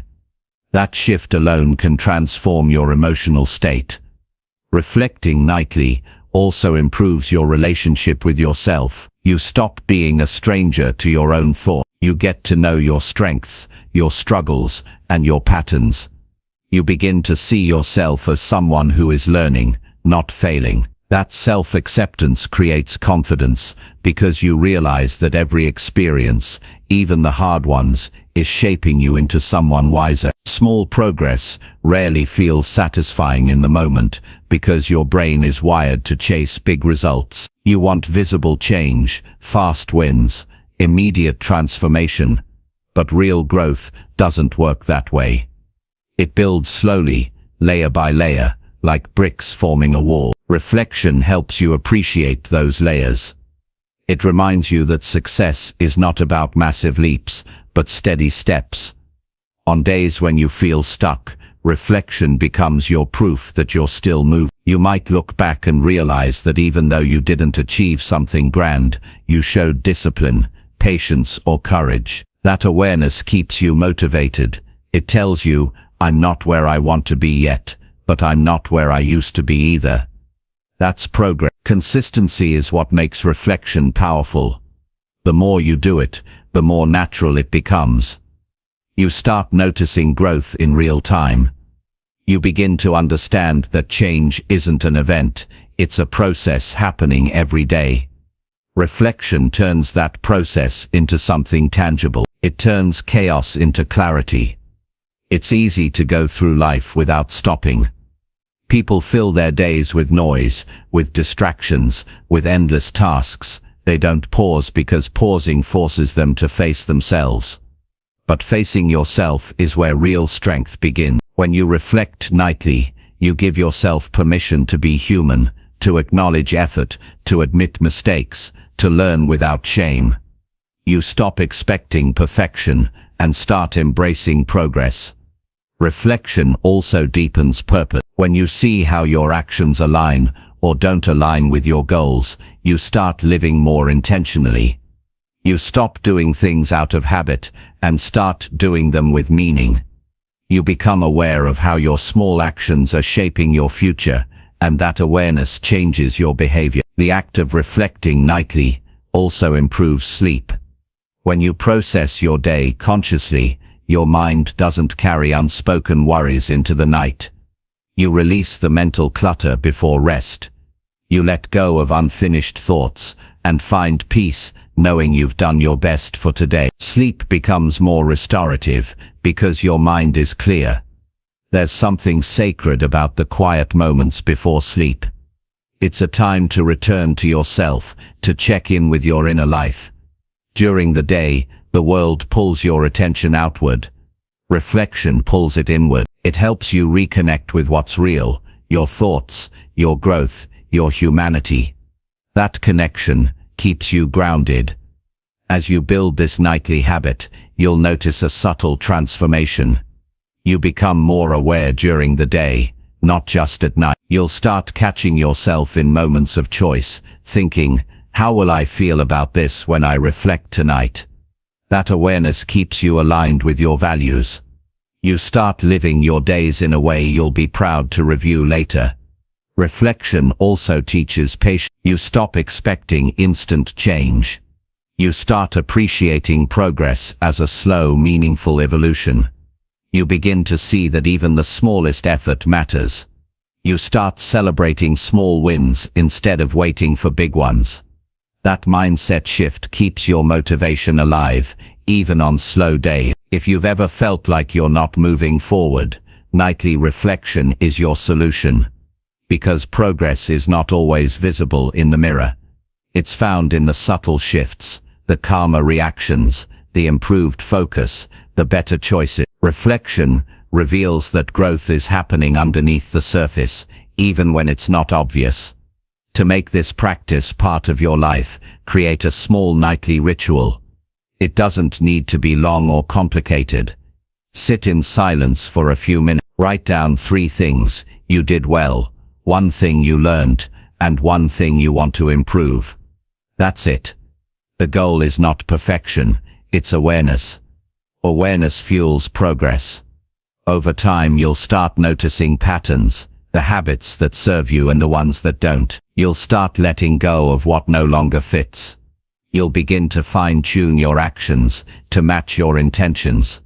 That's how reflection shapes growth, not by adding more to your life, but by refining what's already there. There will be nights when you feel tired and think it doesn't matter, but that's when it matters most. Reflection on hard days keeps you anchored. It reminds you that even small effort counts. You might write only one sentence, but that act says, "I'm still aware, I'm still growing." Reflection builds accountability. When you review your day, you see whether your actions matched your goals. You can't hide from yourself. That honesty can be uncomfortable, but it's powerful. It pushes you to align your behavior with your values. It turns vague intentions into clear commitment. Through nightly reflection, you begin to see how much change truly happens over time. Weeks later, you'll read what you wrote and realize that your mindset has shifted, your habits have improved, your peace has deepened. That's how progress works. Silently, steadily, until one day you look back and hardly recognize who you used to be. Reflection is an act of self-respect. It's saying, my growth matters enough for me to pay attention to it. It's how you honor your effort, your learning, and your resilience. It's how you stay connected to the person you're becoming. So each night before the world fades into silence, take a moment to meet yourself where you are. Review your day, not to criticize, but to understand. Notice the progress you made, the small wins, the subtle improvements, the times you chose better. Let that awareness fill you with quiet pride and gratitude, because those small steps are shaping you, piece by piece, into someone stronger, wiser, and more grounded than you were yesterday. Growth doesn't happen overnight, but it happens every night you choose to reflect. It's the promise that no effort is wasted, no lesson is lost, and no step is too small to matter. When you end each day with reflection, you begin each new day with clarity, and that's how transformation happens. Not in sudden leaps, but in gentle awareness, one night at a time. Chapter 9. Love your journey even when results come slowly. Loving your journey means learning to value the path even when the destination still feels far away. Most people quit not because they can't make it, but because they can't stand the wait. They stop when the results don't come fast enough, but growth is slow, progress is quiet. The best things in life take time to build. When you understand this, patience becomes your greatest strength. It's easy to be excited when things start well. In the beginning there's energy, motivation, and enthusiasm, but as the weeks go on and progress slows, that excitement fades. You start questioning yourself. Why isn't it happening yet? Why does it feel like nothing's changing? Those thoughts can eat away at your confidence if you let them. But that's the moment when real growth begins, not when everything works, but when nothing seems to. That's where you learn discipline, humility, and faith. The truth is, progress is never as quick as you expect. It hides in the background, working quietly while you keep showing up. You may not see results today, but that doesn't mean your effort is wasted. Every small action plants a seed. Every decision to keep going waters it, and eventually it grows, but not on your schedule. Life doesn't rush because you're impatient. It unfolds at the pace it's meant to. When you start to love your journey, you stop chasing the finish line and start appreciating the process. You realize that the journey itself is where you develop the strength to handle success when it finally comes. Without the waiting, without the challenge, you wouldn't build the patience, the depth, or the resilience to sustain what you're chasing. The waiting shapes you in ways the result never could. Every day that you show up is a statement of belief. It's proof that you trust the process, even when the world gives you no guarantees. Most people want certainty before they move forward. They want to see evidence that it will work. But the people who grow the most are the ones who move without evidence. They understand that faith is doing the work before the reward arrives. It's easy to fall into comparison. You see others moving faster, achieving more, and you start to feel behind. But comparing timelines only steals your peace. Everyone's journey moves differently. Some people get their breakthrough early, others get it later. The timing doesn't define your worth. What defines you is your consistency, your integrity, and your commitment to improving a little each day. If you can love your journey when progress is invisible, you'll never lose your power, because progress doesn't disappear, it just hides beneath the surface. Think of all the unseen moments, the nights you stayed disciplined, the days you pushed through resistance, the quiet times you chose to learn instead of quit. Those moments are invisible to others, but they're building something inside you that no one can take away. When you love your journey, you shift your focus from outcome to effort. You start celebrating the act of showing up instead of only the result. You begin to value who you are becoming more than what you're getting. That's a deeper kind of success, one that lasts beyond the goal itself. Because goals can be reached and forgotten, but growth stays with you. Sometimes, slow progress feels like no progress. You might be working hard and feel like you're stuck in the same place, but you're not. You're developing endurance. You're learning consistency. You're learning how to keep your promise to yourself. Those lessons don't show up in results, they show up in character. And that's what slow seasons teach you best. Who you truly are when no one's clapping, when nothing seems to work, when the only thing you have left is your determination. Every challenge is part of the path, not a distraction from it. When results come slowly, it's not a sign that you're failing. It's an invitation to grow deeper roots. Fast growth looks exciting, but it doesn't last. Slow growth builds a foundation strong enough to handle the weight of your dreams. The longer it takes, the stronger you become. There will be days when you want to give up, days when you question if it's worth it, days when you wonder if your effort even matters. Those are the days to pause, breathe, and remember why you started. You began this journey for a reason. That reason hasn't changed just because progress slows. What you're building still matters. The results are coming, but they require time, patience, and consistency. Learning to love the journey also means learning to find joy in the small things. The satisfaction of completing one more day of effort, the pride of sticking to your value, the calm of knowing you didn't quit. These little victories are what sustain you through long stretches of waiting. You don't have to wait for big moments to feel proud. You can find pride in the simple act of perseverance. Patience is not passive. It's active. It's staying committed when everything in you wants to stop. It's trusting that your hard work will pay off, even if it's not today. That's what separates dreamers from achievers. Dreamers want it now. Achievers are willing to wait as long as it takes. You can't rush transformation. You can't force growth to happen faster. Everything meaningful takes time to mature. The person you're becoming is being shaped by the effort you're putting in right now. The slow seasons are not wasted. They're preparing you for the moments when everything finally aligns. Loving your journey means releasing the need to control the outcome. It means accepting that you're not behind.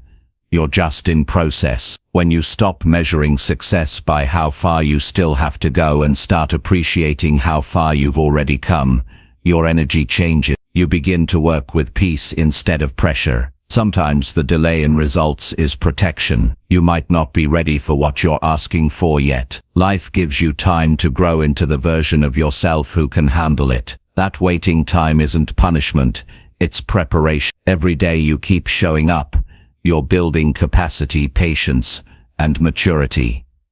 Gratitude is the key to loving your journey. When you focus on what's going right, you start seeing more of it. Gratitude shifts your attention from what's missing to what's growing. Even when results are slow, there's always progress happening somewhere.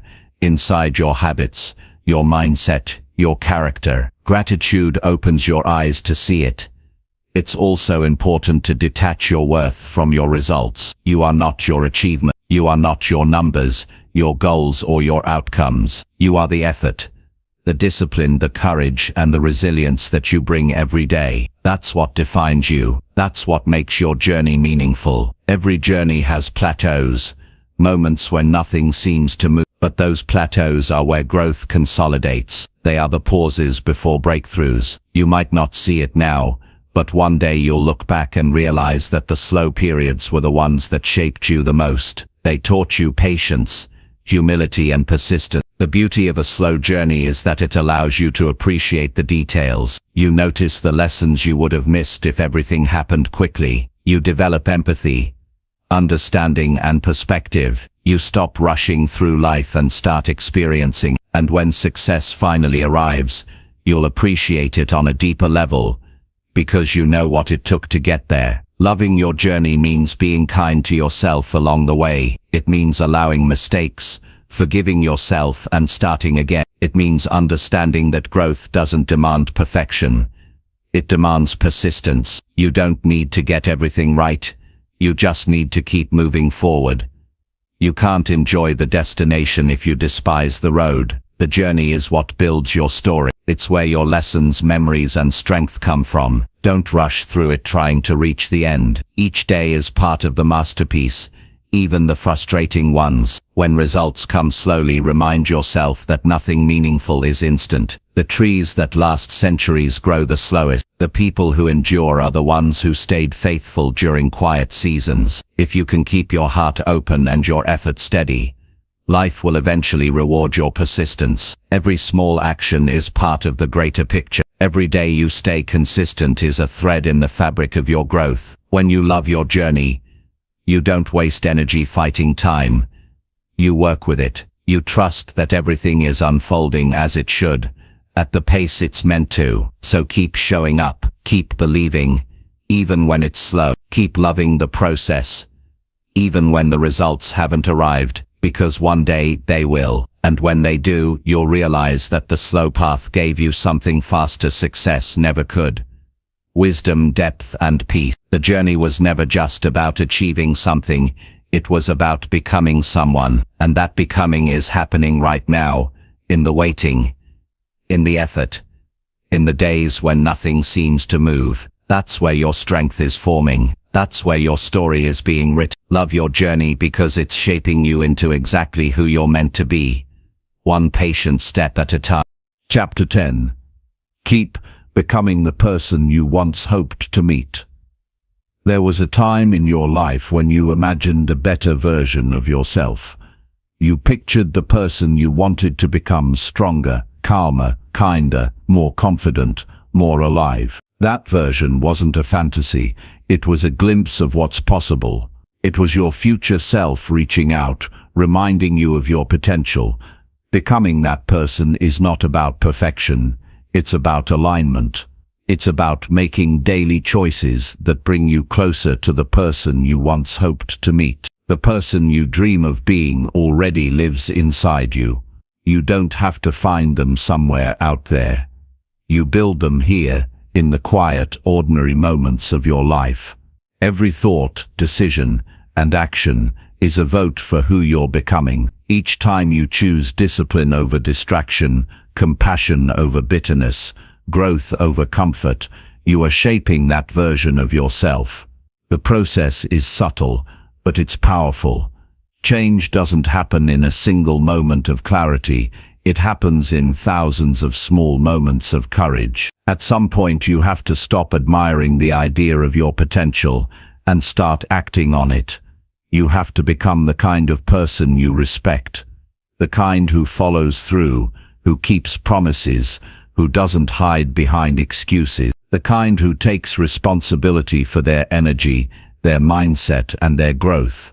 That's what it means to become the person you once hoped to meet. Not to chase an image, but to live with integrity in every area of your life. Many people spend their lives wishing for someone to inspire them, to lift them, to show them how to live. What they don't realize is that they can be that person. You don't need to wait for someone to motivate you. You can become your own example. You can build habits that you'd admire in others. You can carry yourself with the strength, kindness, and discipline that once seemed out of reach. You can become the person your younger self needed. When you were younger, you had dreams that felt pure and possible. You didn't overthink. You believed that life could be better and that you could become someone great. Somewhere along the way, that belief faded under the weight of doubt, fear, and disappointment. But that younger version of you is still waiting. They're not gone, they're just quiet. They're watching, hoping you'll take another step toward the life you once imagined. Becoming that person doesn't mean you'll never struggle. It means you'll stop giving up when it gets hard. It means you'll face challenges with maturity and courage. It means you'll make peace with imperfection and still keep moving forward. Growth doesn't mean eliminating flaws, it means growing through them. The person you hope to meet isn't perfect, they're real. They've learned to embrace the lessons that pain taught them. To keep becoming that person, you have to stay connected to your values. Ask yourself often, what kind of human do I want to be? Do I act in ways that reflect honesty, compassion, and discipline? Do I treat others the way I'd want to be treated? Do I live in a way that would make my future self proud? These questions keep you aligned. They remind you that your evolution isn't accidental, it's intentional. Change is rarely comfortable. It requires giving up old habits, old environments, and sometimes even old versions of yourself. But every time you let go of what no longer serves you, you make room for who you're meant to become. The person you're building doesn't live in the past, they live in the present choices you make today. Becoming the person you once hoped to meet also means living by principles, not moods. You can't build your best self on temporary emotions. Some days you'll feel tired. Some days you'll feel uncertain. But those days matter most because they test your consistency. The person you're becoming shows up even when it's inconvenient. They don't wait for motivation, they build momentum. There's a certain peace that comes from knowing you're living in alignment with your potential. You start feeling lighter, more grounded. You stop pretending and start being. You no longer need validation because you're living in truth. You stop chasing approval and start focusing on contribution. You realize that the version of you that you admired wasn't someone extraordinary. It was simply you, without excuses.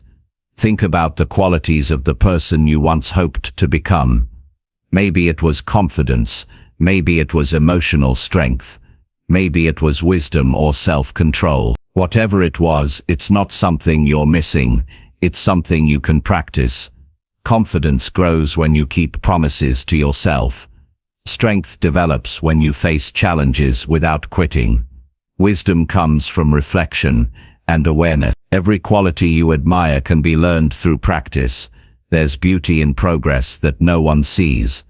Most of the growth that truly matters happens privately. It happens in the quiet moments, when you choose not to react, when you choose to listen instead of argue, when you choose patience over anger. Those small choices add up. The person you're becoming is not formed in big dramatic events. It's built in everyday moments of intention. Sometimes you'll feel like you're not changing fast enough. You'll still fall into old habits. You'll still get discouraged. That's normal. Becoming the person you hoped to meet isn't a straight path. It's a lifelong process. You don't graduate from growth. You keep evolving. Every time you fall, you rise with a bit more wisdom. Every setback adds depth to your strength. It's easy to get distracted by what the world celebrates: status, recognition, speed. But the person you once hoped to meet wasn't chasing those things. They were focused on becoming whole, not famous, fulfilled, not flashy. The journey is inward. The external rewards will come, but they'll never matter as much as the quiet satisfaction of knowing you're living as the best version of yourself. Becoming that person also means learning to forgive your past self. You can't evolve if you're carrying guilt and regret for who you used to be. The person you were did the best they could with what they knew. Forgive them. They got you here. The lessons you learned from your mistakes are part of your growth. Forgiveness frees your energy for transformation. To keep becoming your best self, you must remain curious. Never assume you've arrived. Keep learning. Keep questioning. Keep refining. Growth dies when complacency takes over. The person you once admired didn't stop learning when things got comfortable. They kept reaching higher. Stay a student of life. Let humility guide you toward deeper understanding. As you evolve, you'll notice your environment shifting too. The people, habits and routines that once fit might not anymore. Don't fight that change. It's natural. Growth often means outgrowing. The person you're becoming will attract new experiences and relationships that match your higher standards. That's not loss, that's alignment. It's important to stay connected to your humanity.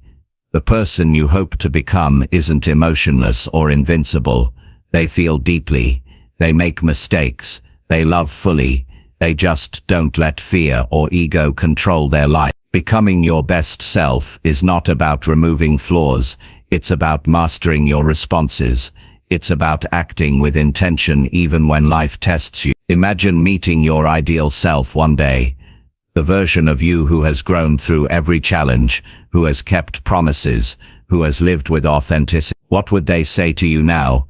They'd probably thank you. They'd thank you for staying when it was hard, for trying again after failing, for believing even when it didn't make sense.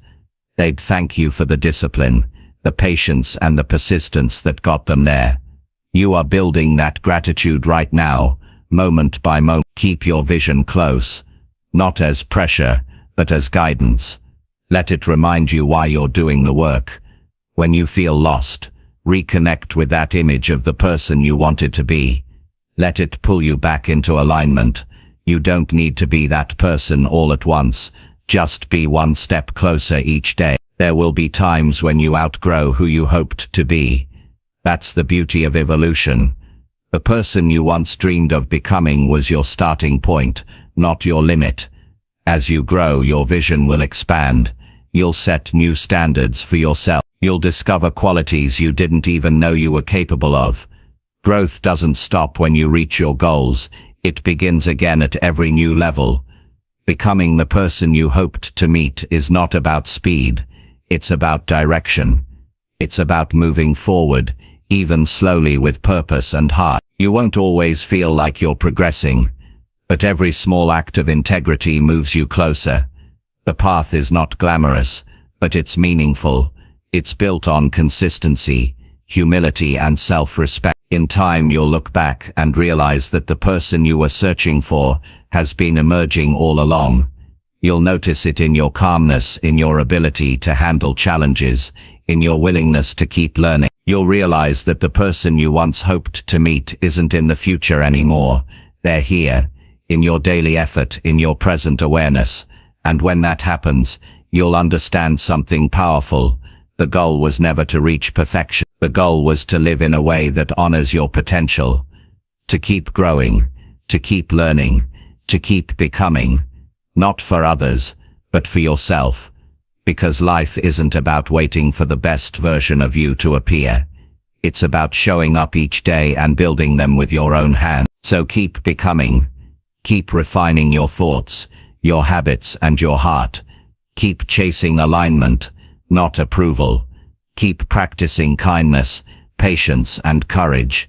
Keep choosing the kind of actions that would make your future self proud. Because one day when you look in the mirror, you'll realize you've become the very person you always needed, the one who didn't give up, the one who lived with purpose, and the one who turned potential into reality.